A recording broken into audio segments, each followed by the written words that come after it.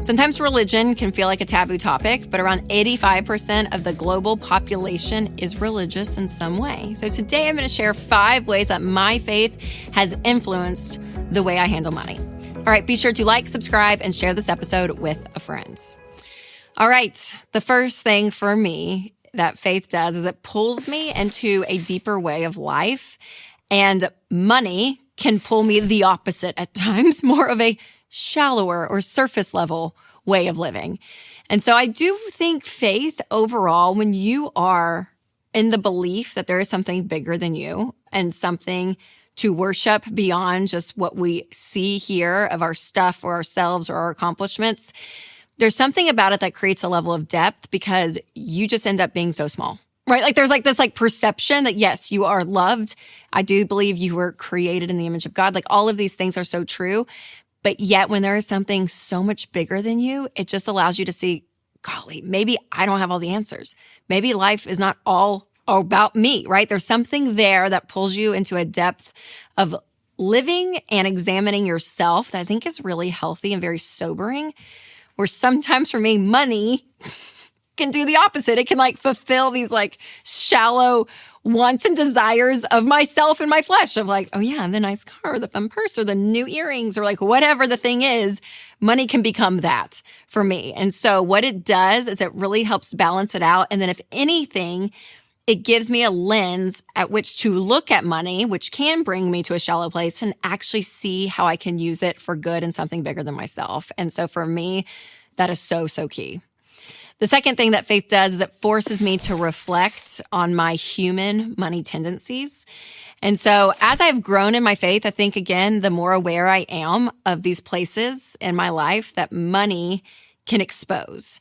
And so I think it's everything from jealousy to greed to discontentment.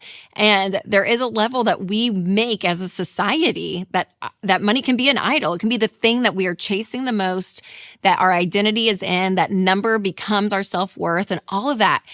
And when you start to practice and be aware and have some stillness around your faith in God, there's something about that exposing that you're like, oh my gosh, I never saw that was there, because you kind of have something to compare it against.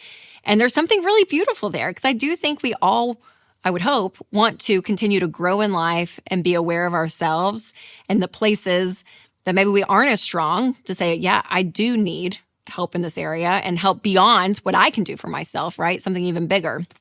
And having that self-awareness is so key. That's one reason I wrote the book, Know Yourself, Know Your Money, because there's something about that self-awareness that I think is so important. And this is for our strengths and weaknesses when it comes to money. But kind of having that mirror that faith gives you a healthy perspective. Number 3, contentment is the most powerful money principle that you can have. In 1 Timothy 6:6, it says, godliness with contentment is great gain. And you guys, contentment is a powerful money principle. When you are content, you are able to win with money because you're not continuing to chase something over and over and over and over again. There is a level of peace deep within your soul that you are good. And you can still have goals and, be striving for things and want to do great things. It's not that, but it's in this snapshot of a moment that you're okay, that you are good. You have peace. And that means when that peace is there, that you could pay off debt because you can sacrifice things in your life because there's a level of peace. You can save more because you probably have more margin because you're not just spending everything you make. Like there's so many tactical money principles that are wrapped up in contentment. But man, that is a powerful money principle. And then you pair that with godliness.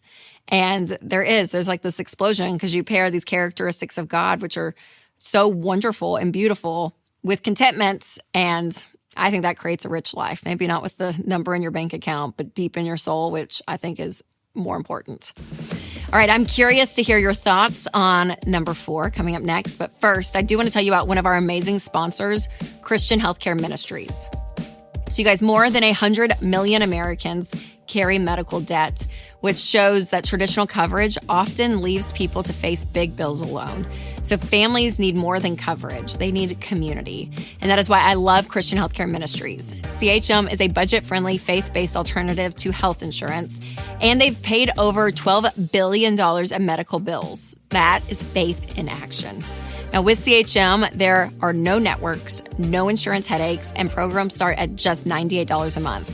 Y'all, CHM is where your faith and your finances agree. So go to chministries.org/budget to learn more today. All right, number 4, when times are hard, God always provides, but it may not be how you expect. And so life is going to be hard. Okay, there are things that are going to come up in life that are hard. That is true for everyone.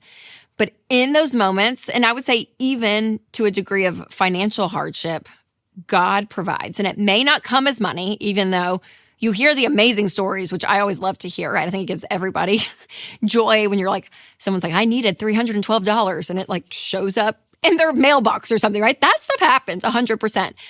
But that may not always happen for everyone. But the thing that he will provide is peace, community around you if you're looking for it, maybe even places where you start to rebuild your marriage into a healthier place. Like there's all these elements of what his Spirit does when he guides and directs that may not be out of actual physical money, but it may be something so much deeper that will take you so much further than you'd ever imagine.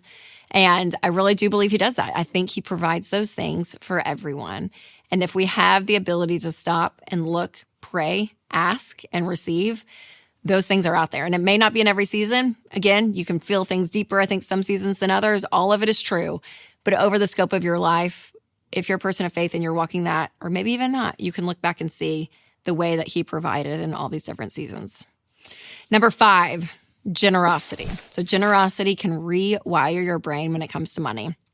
And I will say that this is a spiritual practice because majority of all religions talk about generosity. I mean, honestly, there's like this baseline of being generous. And I love that so much because there's a message about caring for people that are in need. And that can look a million different ways, but there is something about serving, giving your time, your money, all of it that changes who you are. And if you are someone who is spiritual, you're getting a lot of those messages probably. And there is something about living that generous life, that selfless life that changes who you are. And it revolutionizes, honestly, the way that you can look at the world and people. And it's a really beautiful thing. All right, there's so much more than money than just a dollar amount. So be sure to check out my episode, 5 Powerful Ways to Redefine Wealth. It's not just money. You can click here, coming up next. Or if you're listening on podcast, I'll put a link below. All right, remember to take control of your money and create a life you love.